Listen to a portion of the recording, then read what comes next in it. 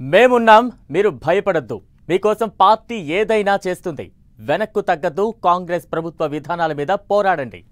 Police కేసులపై tension తీసుకోవద్దు. Legal support ఇచ్చేందుకు party రెడీగా ఉందంటూ లీడర్లకు భరోసా ఇస్తోంది గులాబీ పార్టీ. స్పెషల్ టీంతో లీగల్ ఫైట్ చేస్తూ వస్తోంది. సుప్రీంకోర్టు లాయర్లను ఎంగేజ్ చేయడానికి కూడా వెనుకాడడం లేదు. లీగల్ టీంతో లీడర్లకు భరోసా ఇవ్వడంలో వ్యూహమేంటి? సైలెంట్గా ఉన్న పార్టీ నేతలను కూడా పోరాటంలో దించే ప్లానా? గులాబీ బాస్ స్కెచ్ ఏంటి?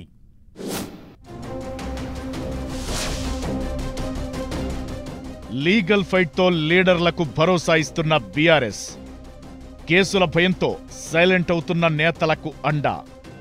గల్లీ నుంచి ఢిల్లీ దాకా పార్టీ పరంగా లాయర్ల ఏర్పాటు. పుష్కరకాలం ఉద్యమం, 10 ఏళ్ల పాలన, ఇప్పుడేడాది పాటు అపోజిషన్ రోల్. ఇది బీఆర్ఎస్ హిస్టరీ. కానీ ఉద్యమంలో కూడా ఫేస్ చేయనన్ని కేసులు ఎదుర్కొంటున్నారు ఆ పార్టీ నేతలు.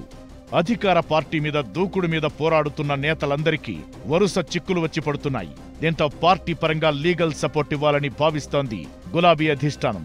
పోలీస్ కేసుల నుంచి నేతలకు రిలీఫ్ కలిగించేందుకు స్పెషల్ లీగల్ టీంతో భరోసా కల్పిస్తోంది. క్షేత్రస్థాయి నుంచి రాష్ట్ర స్థాయి వరకు గులాబీ నేతల వరకు అందరూ పోలీస్ కేసులతో సతమతమవుతున్నారు. సోషల్ మీడియా పోస్టులు, బహిరంగ స్టేట్మెంట్లిచ్చినా ఇబ్బందులు తప్పడం లేదంటున్నారు గులాబీ నేతలు. కాంగ్రెస్ ప్రభుత్వం మీద పోరాడుతున్న తమ పార్టీ నేతలను పోలీసు కేసులతో బెదిరించే ప్రయత్నం జరుగుతోందని బీఆర్ఎస్ మండిపడుతోంది.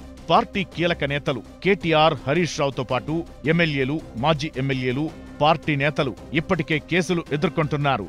లగచర్ల ఘటనలో కొడంగల్ మాజీ ఎమ్మెల్యే నరేందర్ రెడ్డి జైలుకెళ్లారు. బెయిల్పై వచ్చిన తరువాత ఆయన మరోసారి ప్రభుత్వంపై విమర్శలు గుప్పించడంతో నరేందర్ రెడ్డిపై చర్యలు తీసుకునేందుకు పోలీసులు రెడీ అవుతున్నారట.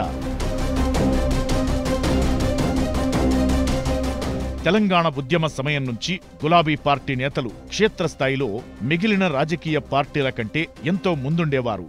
రాష్ట్ర ఆవిర్భావం తరువాత కూడా అధికార పార్టీ నేతలుగా అదే దూకుడును ప్రదర్శించారు. దాదాపు 12 ఏళ్ల పాటు ఉద్యమంలో, 10 ఏళ్లు ప్రభుత్వంలో గులాబీ నేతలు హల్చల్ చేశారు. అయితే పార్టీ ఓటమితో ప్రతిపక్షంలోకి వచ్చిన ఏడాదిలోపే కీలక నేతలంతా సైలెంట్ అయిపోయారు. ఉద్యమ సమయం నుంచి పార్టీలో చురుగ్గా వ్యవహరించిన ఎంతోమంది యువనేతలు ప్రభుత్వంపై దూకుడుగా పోరాడేందుకు వెనకడుగు వేస్తున్న పరిస్థితులు కనిపిస్తున్నాయి. పార్టీలో, ప్రభుత్వంలో చక్రం తిప్పిన నేతలు అంటీ ముట్టనట్లుగా వ్యవహరిస్తుండడం తీవ్ర చర్చకు దారితీస్తోంది. అధికారంలో ఉన్నప్పుడు అన్నీ అనుభవించిన ఆ నేతలు ఇప్పుడు సైలెంట్ కావడం వెనుక కారణాలేంటన్న గుసగుసలు గులాబీ నేతల్లో వినిపిస్తున్నాయి. ఈ సమయంలో నేతలు సైలెంట్ గా మారడంతో గులాబీ పార్టీ కూడా రూటు మార్చింది. పార్టీ నేతలకు చట్టపరంగా ఇబ్బందులెదురైనా వారికి అండగా ఉండాలన్న నిర్ణయానికొచ్చింది. లగచర్ల ఘటనలో జైలుకెళ్లిన మాజీ ఎమ్మెల్యే పట్నం నరేందర్ రెడ్డి సహా రైతులకు న్యాయ సహాయం అందజేసింది పార్టీ. లీగల్ సెల్ బాధితుల పక్షాన భరోసా కల్పిస్తూ అండగా నిలబడుతోంది. అయితే పార్టీ లీగల్ సెల్ను మరింత పటిష్టం చేయాలని గులాబీ బాస్ ప్రత్యేక దృష్టి పెట్టారట. అవసరమైతే కీలక కేసుల్లో అత్యున్నత స్థాయి న్యాయవాదులను కూడా నియమించుకోవాలని స్పష్టమైన ఆదేశాలిచ్చారట. ఇటీవల కేటీఆర్ పై నమోదైన ఫార్ములా ఈ కార్ రేస్ కేసులో ఢిల్లీకి చెందిన న్యాయవాదిని పార్టీ ఎంగేజ్ చేసింది. కేటీఆర్కే కాదు, పార్టీకి చెందిన ఏ నేతకు కేసుల పరంగా ఇబ్బందులొచ్చినా లీగల్ గా అన్ని విధాలుగా అండగా నిలవాలని భావిస్తోందట.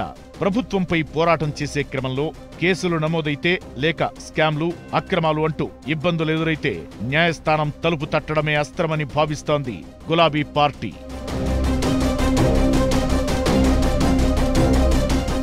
పార్టీ లీగల్ సెల్కు ఇప్పటికే 10 కోట్ల రూపాయలు కేటాయించారు గులాబీ బాస్.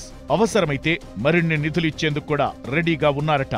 అంతేకాదు, ఢిల్లీ స్థాయిలో కూడా లాయర్లను హైర్ చేసుకోవాలని, న్యాయ పోరాటం విషయంలో వెనక్కి తగ్గొద్దని చెబుతున్నారట.